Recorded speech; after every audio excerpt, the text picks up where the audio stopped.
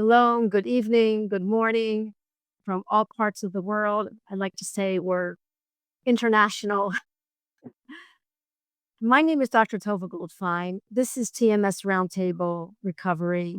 I'm here with my favorite co-host, Jeannie Kulwin, who's also got an amazing healing story and joins me every few weeks to co-host.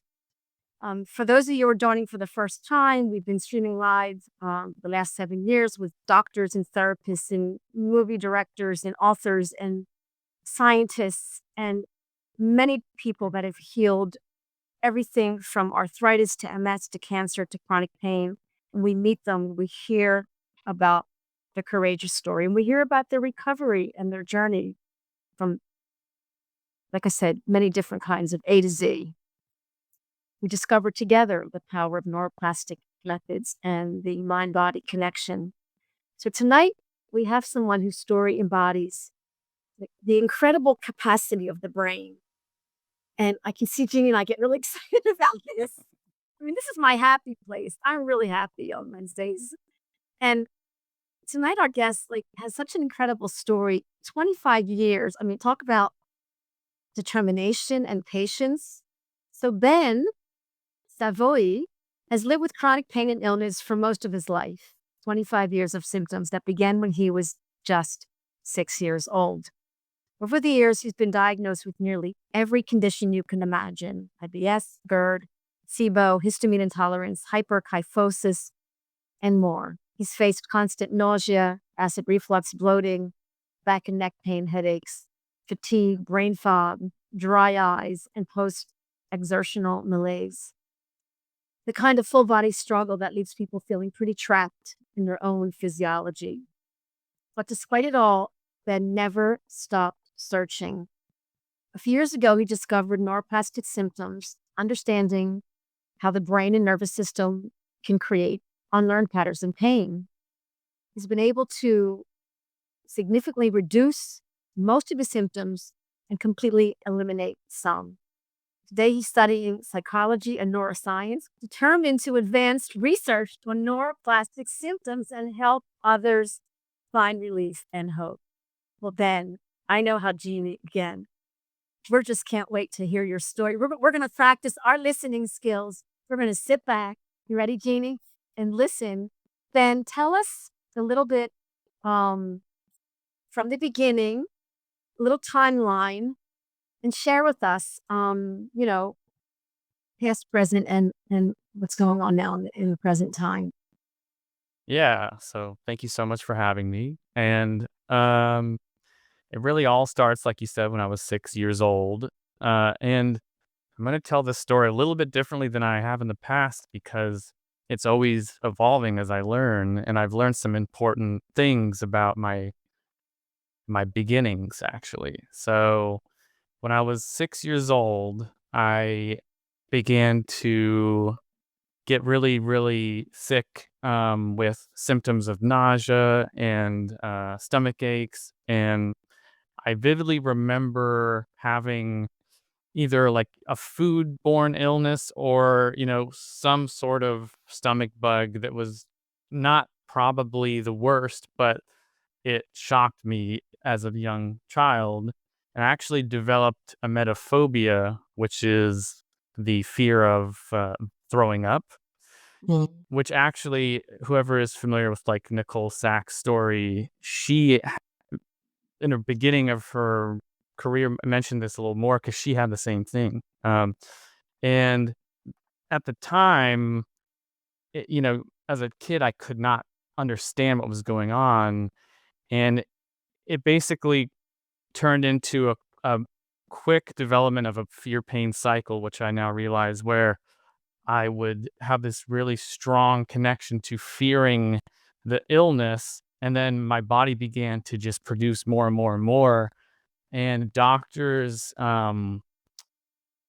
they could not figure out what to do. And my parents were just trying to trust the doctors. So essentially, I spiraled from that from age 6 to probably 13. I was heavily medicated for depression, anxiety, and ADHD, and given, a lot of medications. I was numb and my whole childhood.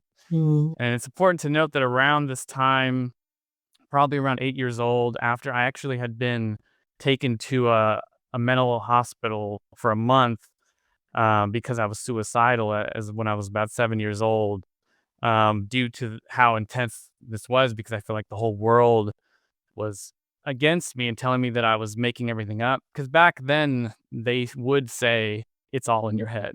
It's different now. Right.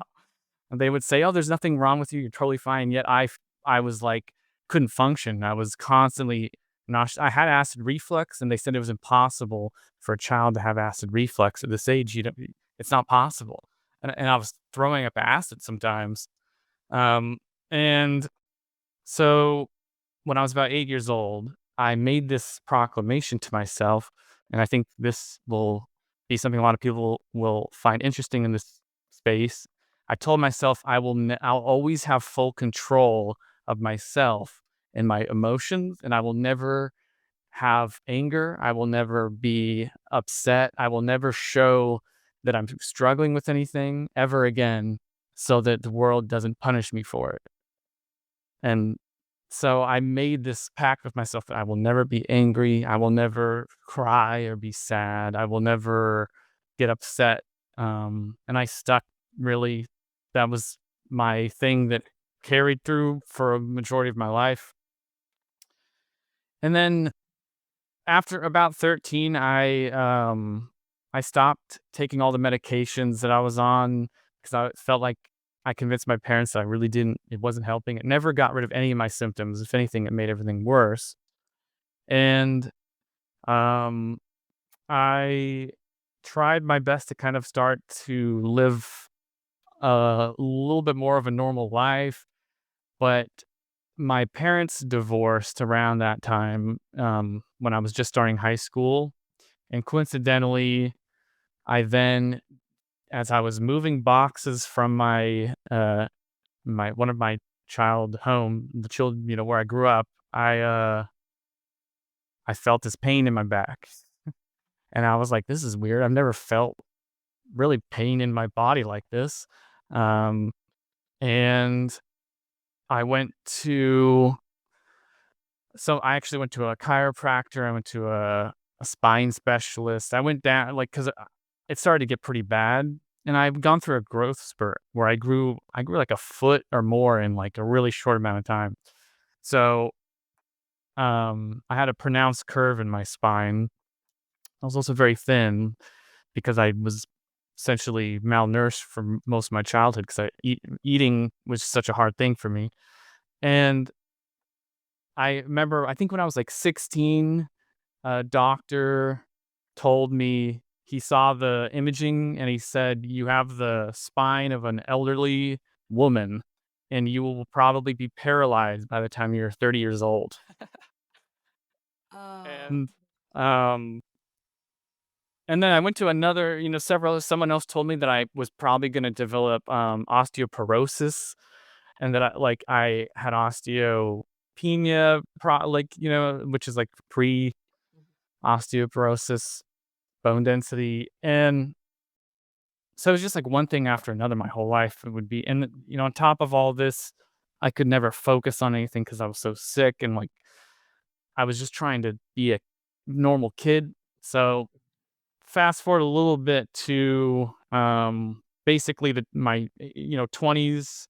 I spent just I decided, like, to just really focus on trying to get better. And then that's kind of when I got led down this long, it can be an infinite path that is the chronic illness established Yeah. pathway, where you're like, okay, I went through, is it first I went through all the structural, like, more standard stuff, and then I went through, like, chronic, is it chronic mold? Is it a histamine, or, is it a problem with my body's immune system? Is it like, I was obsessed with trying to figure it out.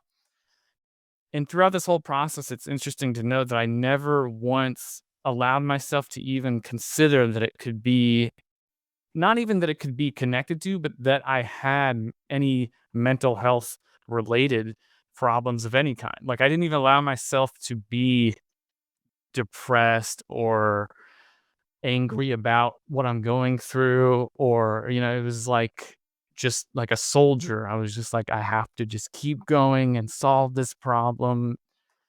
And I probably saw, I don't know, 50 different practitioners in my lifetime in different fields. I saw specialists. I saw like world leading where I live. A lot of the development on SIBO, small intestinal bacterial overgrowth, was developed by practitioners and where I live.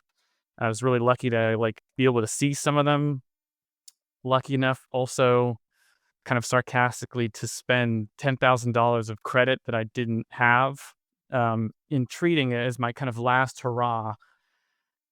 And so I've gone through all of this stuff, and one thing I'll often bring up, I'll just say that's I think important sometimes to think about is like trying everything gives you an advantage because it's easier to then accept like what's going on, because it's easier to then have the skepticism that you need, because I had so much skepticism by even before I discovered the work. It's almost like I discovered it naturally, the idea of it, because of how intense the amount of work I had done was without results. Mhm. Um, so yeah, brings me to now where more recent, I had stopped the treatment for SIBO when I was maybe in my late 20s or like 30. I'm now 33. And when I was probably 29-ish, I actually was like, okay, this is ridiculous. And I started to read the medical literature on a lot of the stuff, and it's so weak. Like, and they call it incurable, and they call it like something you'll never be able to actually overcome. A lot of people will say SIBO is considered incurable. A lot of these chronic conditions are considered incurable. Um, and I basically decided I'm just gonna not trust any of this because it seems like a bunch of BS a little bit. I started to feel that way. And I was like, I'm just going to do it on my own if I can and see what I can figure out. And I started to feel better in certain ways that were like strange that I couldn't explain. Sometimes like it was like a strange amount of relief when it was summer, or when it was a really sunny day and I was having a lot of fun, or like I was at the beach. Um, all of a sudden I could like eat and I'd have less symptoms. And so then I was like, okay, well maybe it's vitamin D. And then I was like, I need vitamin D. And it was still so material and like structural based. But I was getting closer. And then I think one day I started a job where I was sitting, and that's like my worst enemy. You know, it was for most of my life. If I were to sit, I would be in excruciating pain within probably like 5 to 10 minutes, and it's very difficult. And so I was experiencing a lot of physical pain, having to sit for 8 hours a day. And I just started to look up chronic pain, and not even my other stuff, like my gut stuff. And I was just researching chronic pain. I came across a few people in the neuroplastic field, and I read John Sarno's book. Mind Body Prescription was the first thing I really spent some time on, and it basically just hit me pretty quickly. Like, especially I think a lot of people need to know how much the personality is tied into it, because it actually helps you convince your brain I think it's helpful to know that that's an important component, because when you start to realize how much like this is fits you so perfectly. Like I was a perfectionist. I didn't ever allow myself to feel feelings. I didn't have ability to feel feelings anymore, really. I was kind of doled out from access to them. And I so I got lucky in the beginning, but then I had to pay the price of having to, sort it all out. So in the beginning, I had what people will call a book here, where I read the book all the way through and just really started to implement the ideas, and even my own like ideas. I would just start doing things that I thought would serve the information that I was reading. Like now I know that I was doing kind of like cognitive soothing. And at the time I had never heard that term, but I was like, I'm just gonna give myself mantras and like tell myself that that I don't need to be afraid of the symptoms and stuff like that. And I started to change my entire kind of mindset. And within, I'd say, a month, I experienced like a reduce of probably 50% of all my symptoms. And for the first time in my entire life, I had never experienced anything even close to that. So it was like shocking, and I was like not sure if it was real. I was like, am I imagining this? Like I was so scared to uh to get excited for it, because I had been down this path so many times, false hope and false promises. So I got to this point where I was really feeling a deep shift was happening. And I did several, I wrote the list, I did several of Dr. Sarno's methods that he recommends, like writing a list of all your childhood and stressors and things like that, and doing some journaling. But most of what I was doing was really like mindset based and like changing the way I thought about what I was experiencing. And every time, like I'd go to the store to go buy some groceries, and I'd be feeling symptoms, and I'd be saying like, this is not something I need to be scared of. And I would also, at the time, I would say a lot of times the word psychosomatic, not because I think it's an accurate term necessarily, but because for me, it it was like a word that my brain recognizes, meaning it's not structural. So I Mhm. just feel like these are just psychosomatic symptoms. Like Mhm. this is not something I need to really be scared of, and I don't need to like try and figure out the fix for it anymore. Like I can just live and just, I would just say it over and over and over. And even when it wasn't working, and I would kind of just, at one point, would eat anything I wanted and be like, well, I'm sick my whole life. What's the worst that's going to happen? It's like, I'm going to be sick anyway. And that's, also a good thing about having so much experience and having such a long journey is that I don't have a lot to lose, like it's not like I'm going to be ruined if I feel sick because that's my life already. So like, why don't I just try to just do it, let it all go and just see what happens. And so I made a lot of progress, and it was very confusing. But what ended up happening is I started to, what I now see is kind of like it's almost like my version of the Odyssey, of like a journey of um, different kind of like characters coming into play that I have to overcome. And the first one was I started to unleash all of these emotions, but it was still in a very specific form of depression and anxiety. And I never actually recognized anxiety in pretty much my entire life since I was a kid. And it's like all of a sudden I started to feel it, where I actually knew what it was, where I was like, "Oh, this is anxiety." And it was kind of mind-blowing, and it was, hard to deal with. And an interesting thing is that, like, evidence, is really important to have to convince yourself to sustain the mindset, because your brain is always trying to change your mind and be like, "No, this is dangerous."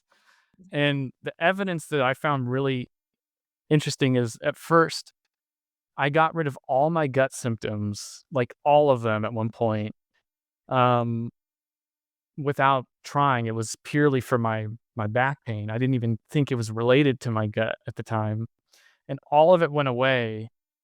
And I instead, what happened was if I were to eat something that normally would cause gut problems, I would get really bad, like, mental health problems. Like, I would have really intense brain fog and really intense, kind of like depressed mood and exhaustion, like fatigue. And I couldn't think straight. And it was so uncanny how I like turned off my gut and then it just moved somewhere else. And I would tell people about this and they just were like, that seems like it doesn't make any sense.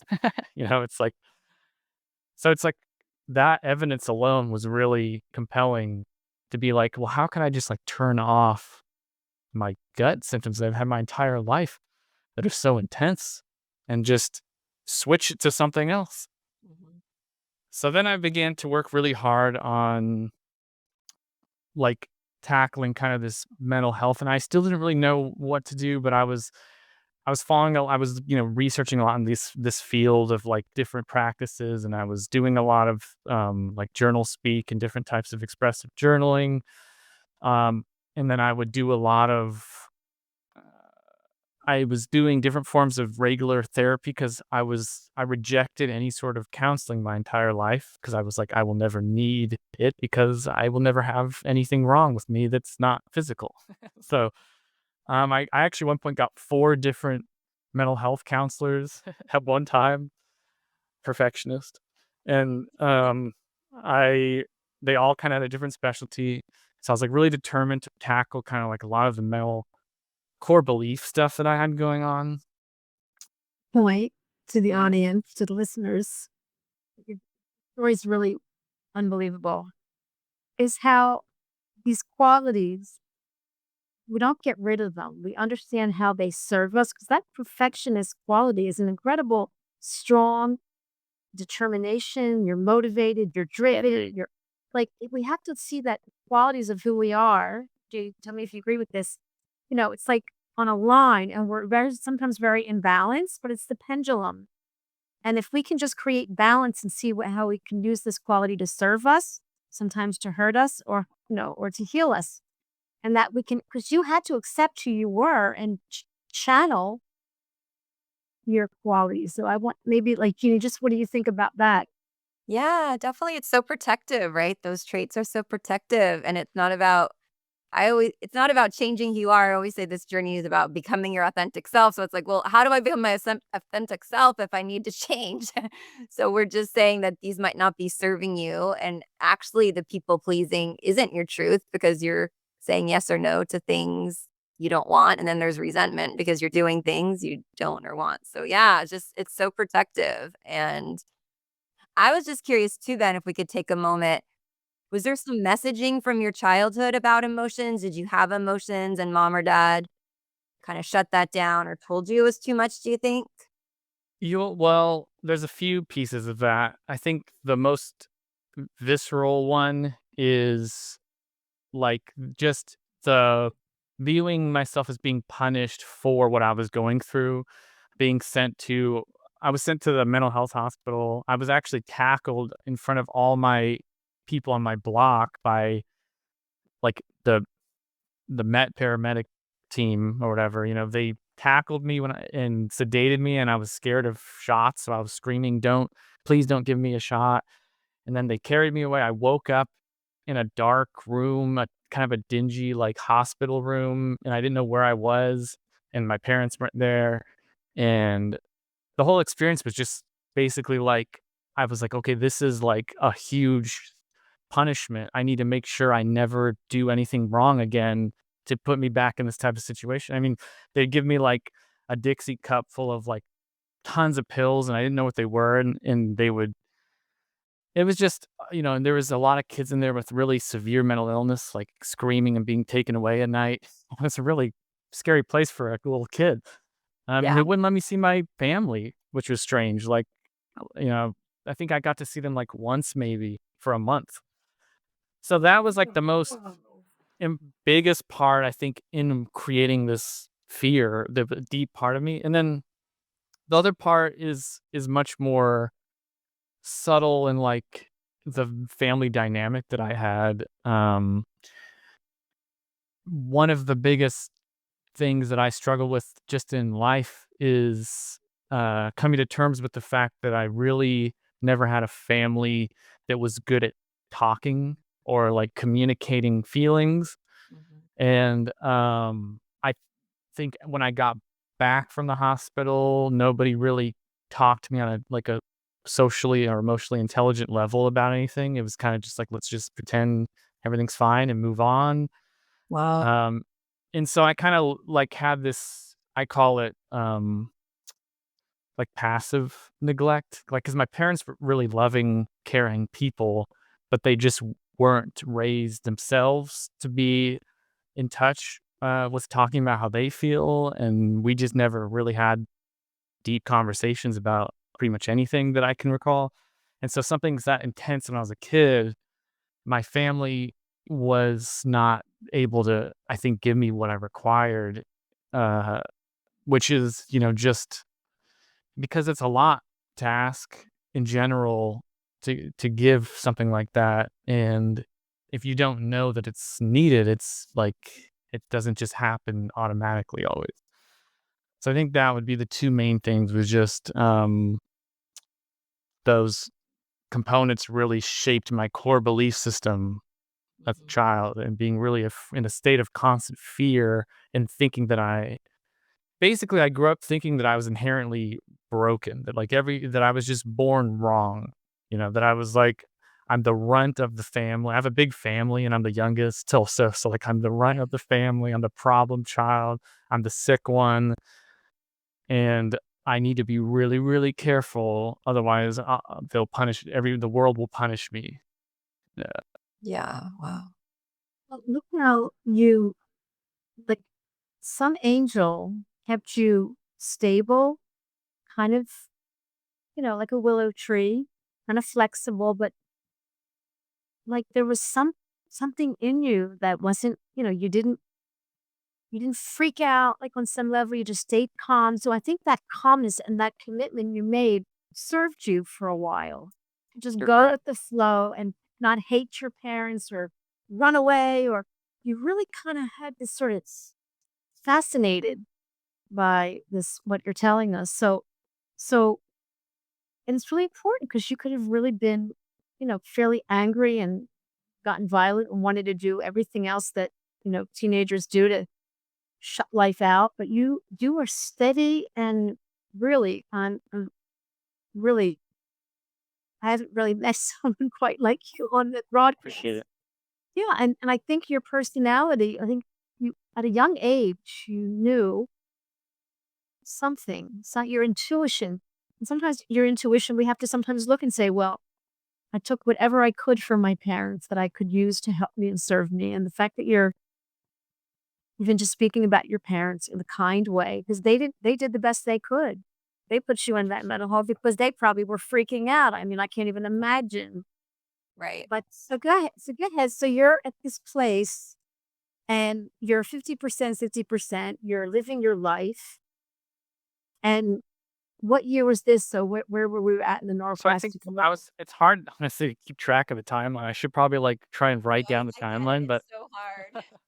especially with COVID, threw off all the timelines. But um I kind of had this period where like I had realized that I had found the thing that's going to change my life. And that kind of like, but it's not like it all just happens immediately. It was a long journey and it still is. And even in the last 2 months, I've had like really big breakthroughs in certain ways. So, but at the time, I think I was probably 30 or 31 when I really was like doing a lot of this work and I had started to get better. And I had the 4 mental health counselors and was working, that might actually have been like, yeah, 31, 32. Um, gradually like things started to wax and wane. And like I had like, it was like a roller coaster where I would have times where like my symptoms come back and then they go away. And then I'm like, oh no, like, is this real? Is this going to come back? I mean, one of my biggest fears for a long time was just like, is this too good to be true? And is it all going to just come back and I'll be stuck again in in that terrible place? Um, but I had a lot of work that was gradual, and one of them that I think is just worth mentioning, because for a lot of people I find that are interested in my story are very interested in like the gut part, because SIBO and IBS and that sort of stuff, and even mast cell or like histamine intolerance is a lot different than like physical chronic manifestation of pain in the same way, because it's very convincing as a systemic problem, compared to just like having pain in one spot maybe. And for example, like I didn't eat certain things for many, many, many years without really big problems, that would sometimes take me out for like a week or more. I used to not be able to eat like anything acidic, tomatoes. I couldn't eat beans. I couldn't really eat grains. Didn't eat gluten my whole life, really, since I was like in my teen years. And also didn't eat dairy and eggs. So all these things I just like had so much fear around. And over time, I basically got to slowly introduce all these things and experience like I got to like eat ice cream for like the first time in my life, kind of, and like now I'm obsessed with ice cream. So like people that know me, like I feel like they know that I really love ice cream, specifically gelato, but they don't really understand why. And so it's almost like I was just born and found out what ice cream is. um, but I went through this process where like I've actually was talking to someone. Sometimes I'll talk to people who like have questions and just try and give them some advice. And they're saying like, well, I tried to just eat whatever I want, and then I feel terrible. So it must not be what is wrong with me. And I'm like, it's not like it just happened immediately. Like I wish that that was the case, but it was gradual and it was ups and downs. Like even with something like one food item, like dairy was a really conditioned thing for me, that I had so much conditioning. And then like it's also so conditioned in our society that people have problems with dairy. So it's like I had to kind of slowly approach it. Yeah. And I started just by eating yogurt, and started by like just slowly like introducing it, exposure therapy kind of to it. And it's almost mind blowing that I can eat dairy all the time now, because uh, I got to the point where eventually it's like I just got over the hill and can eat dairy all I want. And almost like it's like a main part of my diet now. It's just so weird, because it was like I thought for sure I was like dairy will never be something I can eat. That note, because it's Yeah. important, please note, listeners, and this recording will go out, this live show will go out to the YouTube and people will listen to it. And of course, we want to reach people that maybe have some curiosity about the neuroplastic world. And I want people to hear from you. So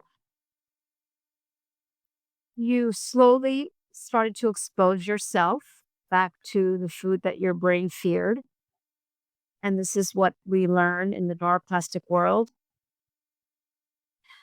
But people say, well, I did that. It didn't work. So I'm wondering if there was this emotional sense of trust and belief and safety that you were okay, even with feeling even nauseous or even with having a bellyache or even with throwing up. Like you were like, okay, I can meet this like an outcome independence. Like I'm going to eat this and I have no, um, I'm not worried about what's going to happen. The outcome is okay. Everything will be okay. I'm determined to teach my brain I can eat dairy. So I think if you can share that with some of the people that will not believe you that you did this. So there's an emotional sense of self that went along with the physical act of eating. There was a relationship with the food. Mhm. Totally. I mean, it's kind of goes back for me a lot to the evidence building, because I don't think I would have been as successful if I would have tried that in the very beginning. Because I did try it. I mean, I was like eating pizza that I haven't eaten pizza that wasn't like really cardboardy, gluten free, like dairy free pizza in a really long time, and I was eating anything I wanted, and it was like I had the permission and had the acceptance that I knew that it wasn't going to cause harm structurally to me, but I still was miserable. Like it still was giving me a lot of symptoms, you know. So I didn't just like it was more so the mindset allowed me to kind of start to like go towards it. But then I realized this isn't probably sustainable, much like people with chronic illness will find you can't always just, a lot of people with chronic fatigue know this. You can't just go all out and expect it to change. You have to like grade it slowly. And so I just naturally learned that this is something I'm going to have to like gradually build. And really, like I was saying with evidence, I would just be like realizing the burden of proof as I was approaching something. So I'd be like for example, before the dairy thing, which uh, is good evidence now. It's very good evidence now that I have that. It's very compelling. But I had this other thing happen where I had never had headaches my whole life, really. And after I've done all this work and made all this progress, my brain can still trick me because I was working at a computer for the first time all day, and I started to get all of these like eye issues. I'd be like, I kept thinking that it was from the glare, so I'd like try and change all these settings, and like my eyes were so dry, and I started getting all these terrible headaches all the time, and I couldn't even focus.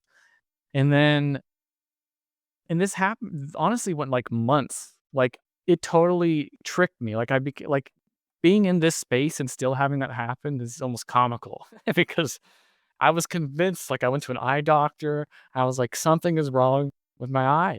And Yeah. like ended up looking up one day, like I went maybe on like Nicole Sachs podcast or something and searched all the podcasts for people with eye problems or like dry eye. I found, I think, a couple, and I didn't even listen to the whole thing. And then I was like, oh, how did I not realize like what is going on? Like this is so obvious. And then this one was pretty wild because all I did was basically just acknowledge that it was neuroplastic and that I don't even think I had really did anything else. And then the next day it was gone and it never returned.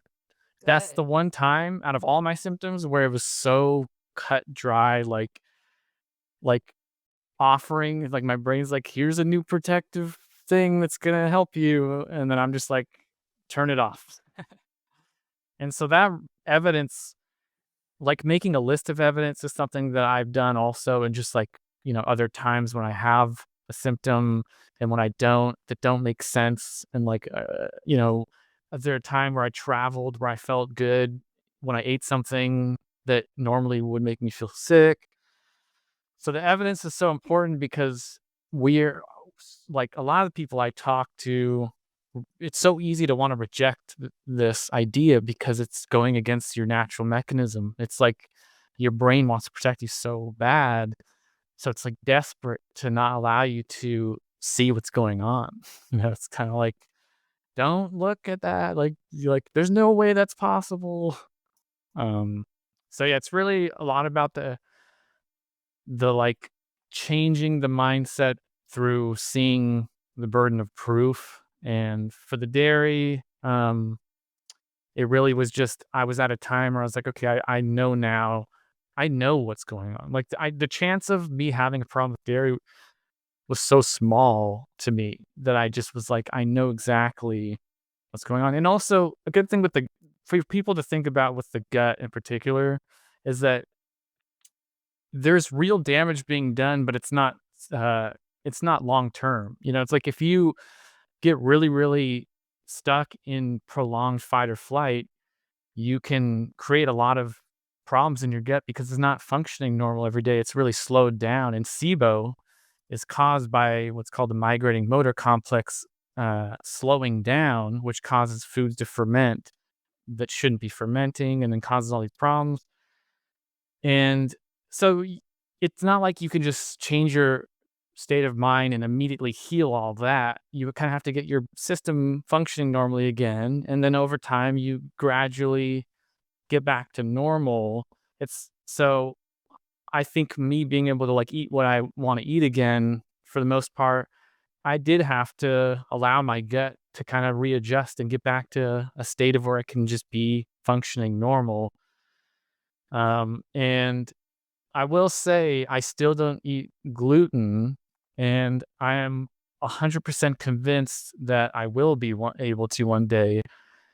I think for me, gluten is such a big like conditioned thing for me that I need to like almost be in the right place in my life to be able to tackle it, because the the journey from dealing with it to getting over it is something that will, you know, it'll have some time where I'm going to be really uncomfortable, and I'm in school and I need to focus and I have all these things going on. So it's like, I can't quite deal with that one yet. And that's okay. It's okay. Like I try and tell people, like, you don't have to be perfect and be like, now I'm 100% cured in every single possible way.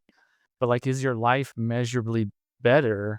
That's the most important thing, uh, a lot of people also have all or nothing thinking, I think very similar to the personality traits, and which is a big part of like what keeps the fear pain cycle going. And it's really easy to be like, well, I made some progress, but I didn't get 100% better. Therefore, the progress doesn't matter. Like Yeah. there's no cure if I'm not perfectly healthy and there's no problems at all.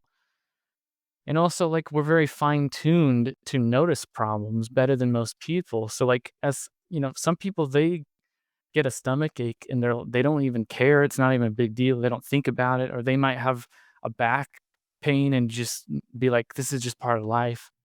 Whereas people in this field, or like people who experience, neuroplastic symptoms, it's catastrophizing. You're like, oh, what is this? Like, now I must have something really bad happening I need to pay attention to. And like, we're so hyper tuned to it. So like, it's okay to not feel great all the time physically. It's like normal. So Really, yeah. so that you went through some of this with your fibromyalgia and your CSF. And I mean, I'm noticing the patience of them. And I think that that's a big thing that Jeannie and I try to teach and help people with, is this, this acceptance, this awareness. You mean?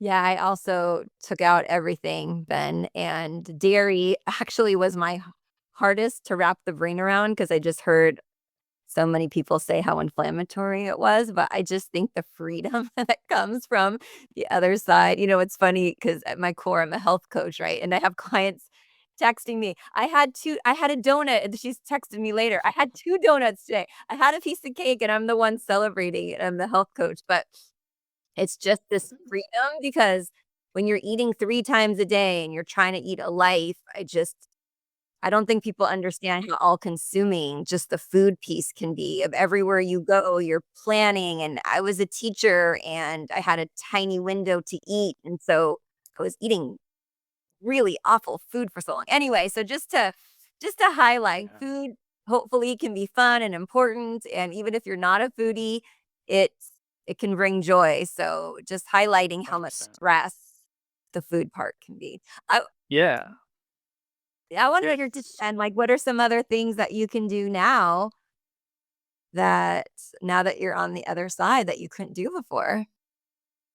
Well, I mean, I am a total foodie, and I was actually like a trained cook, a chef. Like I worked in a lot of kitchens, um, and throughout that whole time, I couldn't. There were times that I worked at a restaurant where I couldn't eat anything at the restaurant, and I used to say it's like being a piano player that like doesn't have hands or something. Like it was like I've like couldn't. Um, and I developed this I developed like a crazy skill where I could cook really well without even having to try the food. you know. And a lot of times I would try stuff and spit it out. And people would be like offended. They'd be like, "Well, wow, it's that bad." I'm um, fascinated because, again, it's about your relationship with food that you were able to have, you know, kind of like, all right, listen, we're in this together. We're not hand in hand right now, but we're in this together. And I need to learn about you to make a like, it's just fascinating. Some of the things you chose to do in your life really speaks of your personality and how you used it to serve you. Yeah.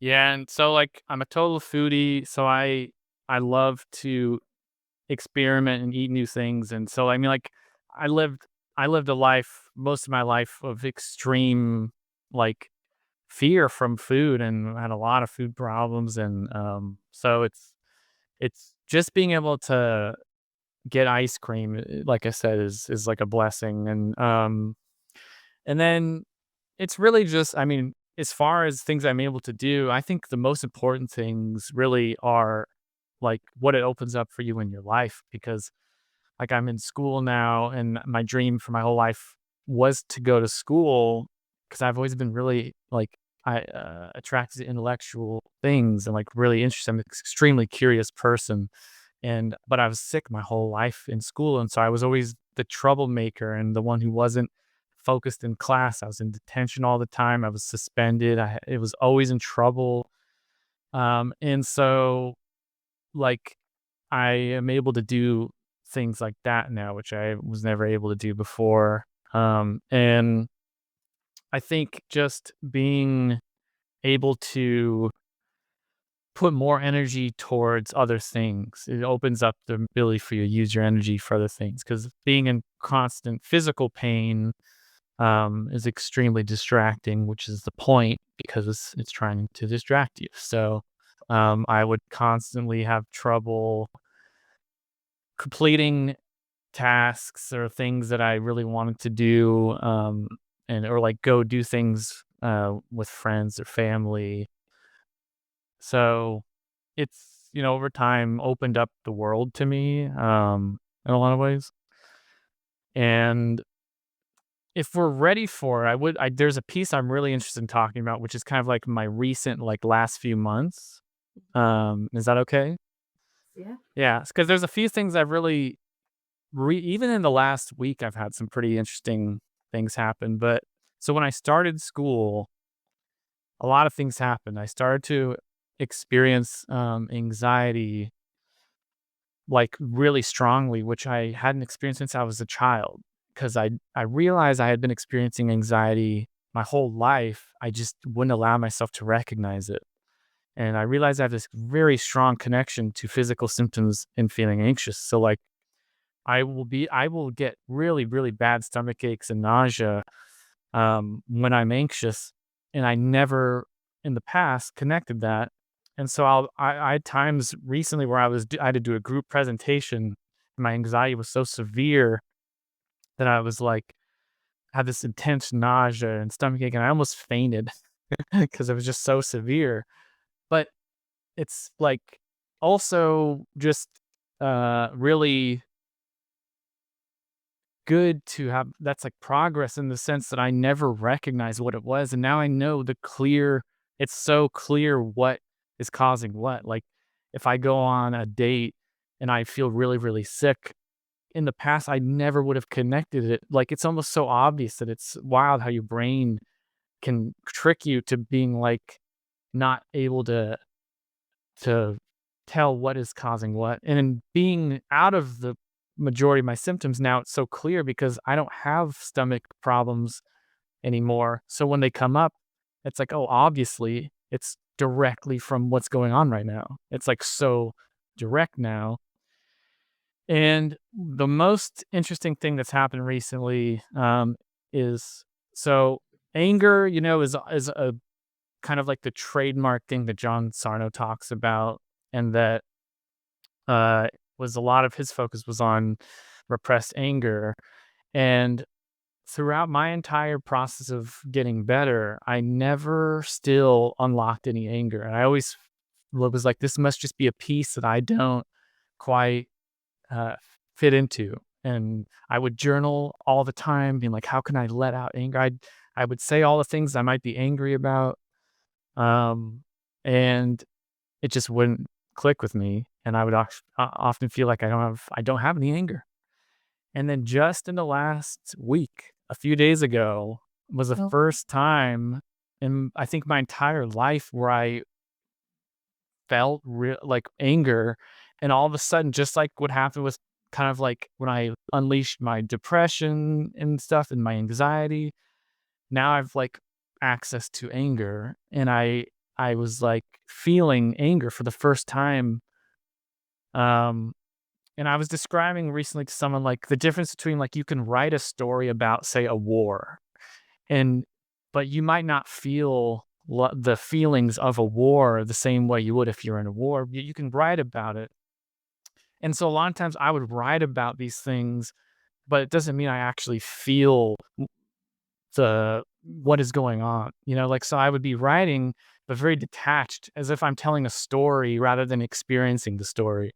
And so for the first time, I was like, oh, this is anger. And like, I realized all the things I'm angry about and all the times I've been angry and all these things in my whole life. I realized how anxious and angry I am when majority of my life I spent thinking I have no anxiety or anger. Um, and I think that's kind of like a big last piece of my puzzle to getting, you know, even further along, because now I'm gonna start working on the anger part, and it just took time. It took time for me to get to that place. And an analogy that I kind of think about is like how a printer has a queue of printing, and like it's almost like I have a really backed up printer of like I need to print anxiety and anger and like print all these things. And like when I would do something like exercise or something, like have a really good time playing a sport, often I'd get really severe symptoms for a week after. And it's like, well, you can't do this. You have all this stuff in your printer queue. You have to print all this stuff first. Like, you can't. That's not going to work. Like, you got to print out all this anger and you got to print out all this anxiety. It's your Otherwise it's like system malfunction. Um, and that's kind of like, because yeah, very recently, for the first time in my life, I actually connect um the the symptoms I have directly to kind of like what I'm experiencing, which is a big deal for me because that's something I think I never was able to do for the majority of my life. Like Jeannie and you to both share. So, what would we share with people on how to process or access in a healthy way? I mean, you have your way, and I'd like you to, Jeannie, first to share. So, how can people access that? Because we know it's we can uncork it, and not only can symptoms go away, but there's a relationship now you have with yourself that is so freeing. So, Jeannie, what would you say to the listeners about that? Well, first of all, it's just so relatable, Ben. I also just thought I didn't have anger until someone said that, oh, well, it's repressed. And that was the hugest aha. So I am one of those people who doesn't like to journal. And so I've also emphasized that it's not the only way. And I remember personally being in therapy and crying and, oh my gosh, look at me. Like, I'm feeling all my emotions. And I think also that's the misconception that you're crying and you're feeling the emotions. A lot of times for me, I was crying because of the story, which is okay, but that's not the true healing. So, yeah, great question to be aware too that the writing, same thing, you're writing, but you're still not feeling it. So I think maybe just the first step is just having the awareness that the feelings are in the body and being curious. I think for you, Ben, maybe once your system in your body and you felt safe enough to be in your body, if it's coming up to be healed, right? So I think that's important. So for any listeners that it's not happening, I'm not feeling it. So I think more safety, more grounding, more embodiment could be a good step. I mean, I like doing the anger release practices, Tova, where, maybe like you're hitting a pillow or there's like wall push. There's some somatic that I really like. And I know EAET, we're learning and diving into more as a way to, Howard Schubiner always talks about, speaking with the anger, and also you can move your body around. And those practices have been really helpful for me. And once you understand how to do it, you can do it by yourself, and they're pretty quick. But I think too, something that I do and I tell all my clients, if you're in a position where you can't express your anger, you're at work, right? At least just tell yourself the anger is valid. I'm allowed to be angry because I just want my subconscious to know all the time. Okay, maybe I'm in a situation where I can't express it, but it's safe and I'm allowed. And when you get into the habit of coming back to it, right now I'm at work and I can't express it. I don't even have a break or anything. But you do give yourself when you're at home or when you're alone, you do tune in. How am I feeling? What do I need? And express it. Your body learns. You don't have to in the moment express. It learns that it's going to get its needs met. It's going to express. So that's that's kind of how I view it with the anger. How about you, Tovah? What you expressed was really profound, but I think if you can hand it over to the layman, because people can, in their own way, you know,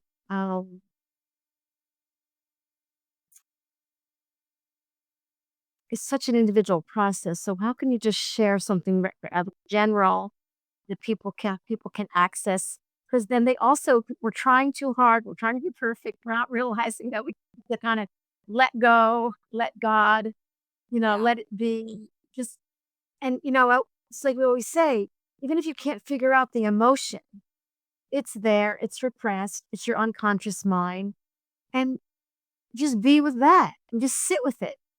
We're such doers, so just sit with it, just be with it. But awareness is a key that, just the awareness. And, then you have a very keen awareness. And this is where you continued from an early age to use your drama and trauma and, to really serve you. I mean, this is it could have been a whole different genre. You just really were determined. You were a smart boy, and and I think that you could be, you can be. I think you dealt with your health. You dealt with your anger in a healthy way. That's what I'm saying. You didn't abuse yourself. You didn't hurt yourself. You didn't judge yourself. You didn't beat up yourself. Lots of people are doing this, and it's keeping the brain in fight or flight. Like you were this, like, hey, body, come on, let's figure this out. Like a little boy taking like a stuffed animal. Let's go figure this out. So share with some of the listeners and how maybe they, in their own way, can open up that doorway that you did.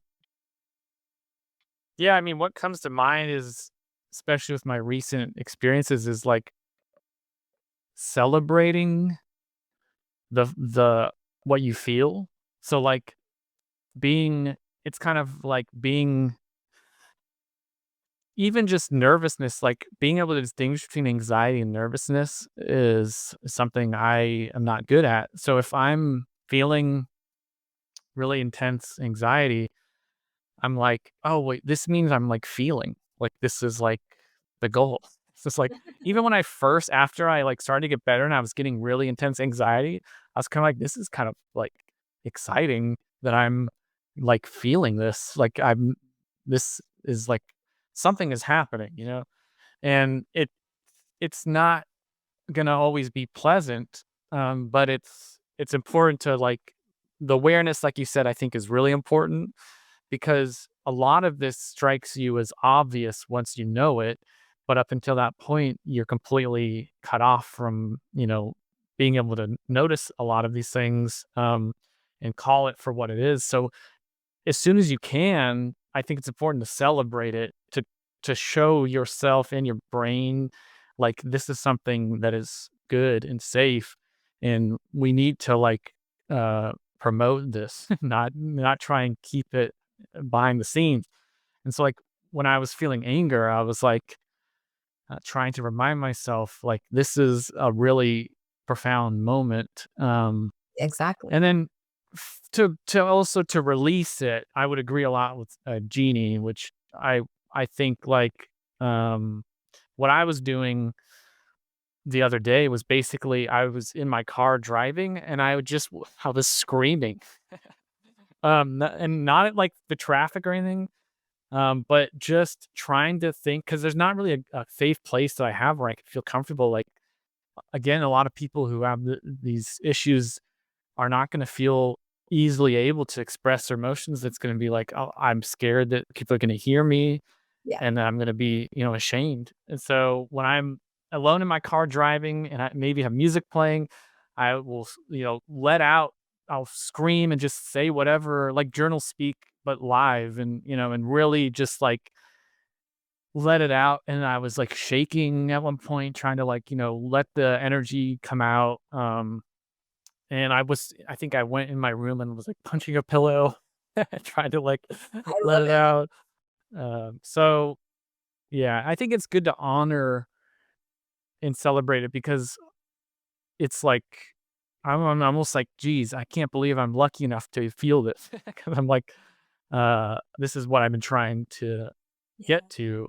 So, and just sitting with it can be good, because I think it's similar to when you have pain. It's like an analog to that. It's like what you would do with pain maybe is you'd be like, okay, let me pay attention to you because you need attention. You seem so attention seeking, but yet you're doing it in not a productive way. So like maybe when I have like anger or anxiety or these things, to just kind of like sit with them and pay attention to them and give them attention without letting it kind of, like you're the adult kind of with the kids, and you're not letting them, you know, destroy the house, but you're letting them get it out in a healthy way. Good analogy. Good Yeah. analogy. Well, we're gonna wrap it up. You guys have a day ahead of you, but I, I'd love you to come back when you're graduated. I mean, how many years you have to I go have a now? lot of time. I have a lot left. So And I want to. Come back after your first term, your first paper, like because you're studying neuroplasticity. You're studying I like will be. I brain. mean, I'm kind of mainly. I'm still in the beginning stages, but the program I'm in an honors program, and so the perk of the honors program is that it's different than all the other regular programs, because we get to do a senior thesis that is published in a journal, like a research project. So mine will most likely be centered around something to do with this field. Just to amazing. the audience, just to the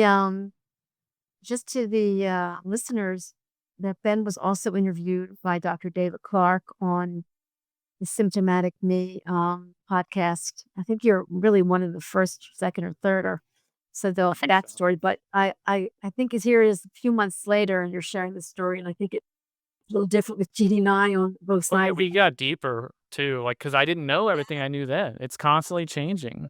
So Amazing. So I'd we're love to just come gonna back end. on sometime, but Yeah, maybe when I please, have another breakthrough. please, yeah, from the car when you're pressing. Could you? So wait, we're going to answer Patty's question, Ben. Yeah. Could you share some of these exercises that release anger? Well, I think we've touched on some of them, and to be honest, I'm still learning that process. But I think to release it, for me, it's like it's starting to think about like what is going on that is could be connected to what you're feeling. And that sounds really basic, but all I can say is that, for example, anger and anxiety were two things that I didn't allow myself to connect to what was happening in my life. So it's hard to look for it when you haven't allowed it to have that space.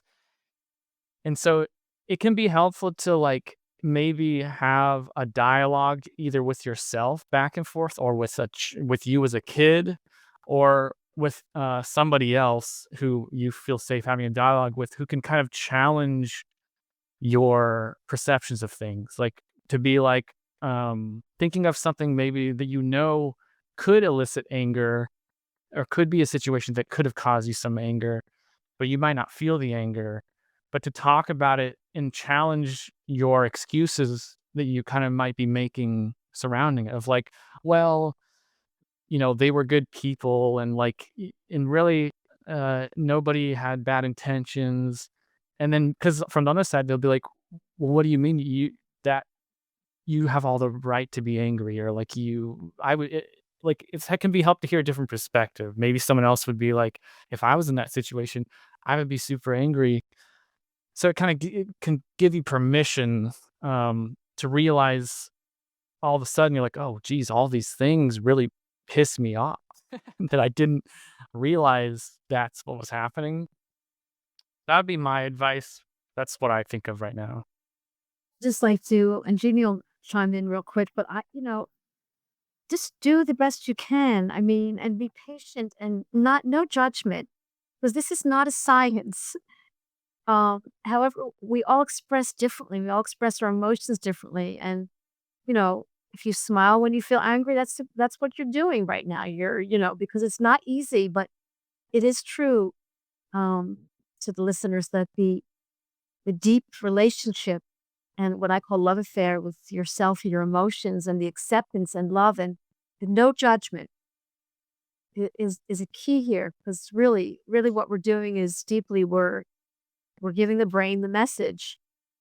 Yeah, and we're clearing out our unconscious mind. We're just cleaning it out and kind of creating a bridge. And so even if you just know that you're angry and you sit with it, rather than, some of us don't want to go deep into the details, but I know that I feel angry. I'm going to sit with it. I'm going to, you know, whatever it is. So part of it is also just however you do it is how you do it. You're so good at being you. You're really, really good at being you. Don't try to be like anyone else. You're so what, Jeannie, what did you maybe you want to say about that, or last comment too, about another way to release anger? I'm not a pillow thrower. I'm not a pillow banger. It's like I'm a little intimidated by that, like myself, but I know. So it's interesting how we want to know ourselves and how we want to express. So go ahead. I think, yes, I am the pillow thrower, and a couple things. Well, just like Doc Tovah said, everyone's different. I personally feel heat, right? A lot of people say something's burn. If there's a lot of burning, Howard Schubiner has talked about burning. That's a sign that there could be a lot of anger. So I'm one of these people. Anger is fiery. For me, I want to move, shaking, like Ben said. Moving your body. There's a lot of somatic tools like pushing against a wall. And one thing I want to say too before I go into this is that sometimes the anger is towards ourselves and we have guilt. So some people will say to me, I have no anger, but then they feel guilty about a lot of things. So that's just anger towards ourselves, which is huge, because then there's the missing piece. Oh yeah, I have tons of anger. But Tovah and I are really experts in this EAET, which is the Emotional Awareness Expression Therapy by Mark Lumley and Howard Schubiner.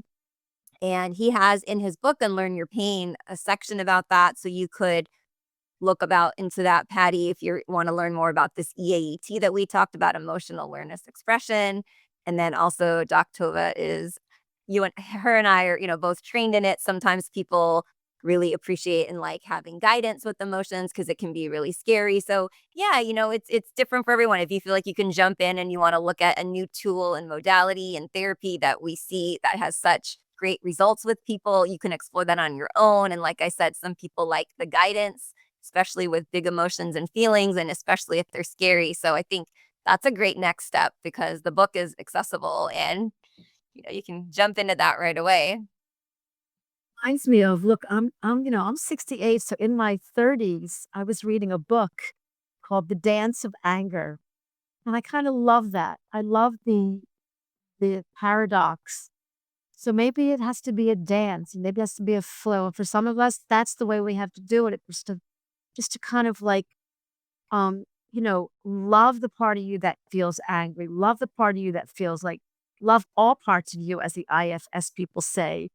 And whoever it is, thank you, universe, for this wonderful support community. And we love your questions. And Susie B, Ben, she thanks you. You are brave and articulate, and she got so much out of your story. So we're already healing the world one breath at a time. So Yeah. we will have you back. Let's definitely connect. And Yeah. and I love that Jeannie was here to share this and bring in some questions. And anyone else who might have some questions, send the questions. Ben, I will send them right to Ben, who can answer them. He's He's got plenty of time in between college. And Jeannie, any questions for Jeannie and her work? It's amazing. And I'm always here for you. And I'm really excited about that we made this happen. It was a few months ago when I contacted you, and you even shared in the last statement, you said, I'm a little nervous about the broadcast. And I was like, Lord, just talk about it. Just bring it on. I'm nervous every night. I'm nervous every week. Come on. Yeah. This is, in honor of like Michael Galinsky. He's like, we have this condition. It's called being human. Yeah. It's fatal. Yeah. Yeah. So anyway, thank you so much to my co-host Jeannie and to Ben. Best of luck. You're going to be brilliant. You're going to be a brilliant professor. Oh, I appreciate that. Yeah, so excited For the day. God bless everybody. See you next Thank you week. so much.